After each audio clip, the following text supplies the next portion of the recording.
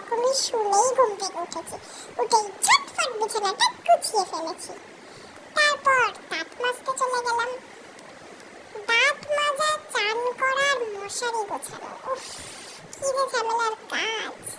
তারপর মুখ চোখ ধুয়ে আমার সকালে লেবু দেওয়া চা খেয়ে, মায়ের বানানো টিফিন খেয়ে এই নতুন ফেস ওয়াশটা কিনেছি সেটাই দেখাতে এলাম।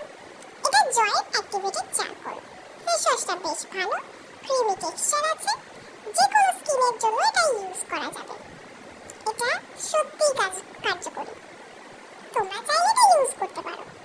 আমার তো বেশ ভালোই লাগলো।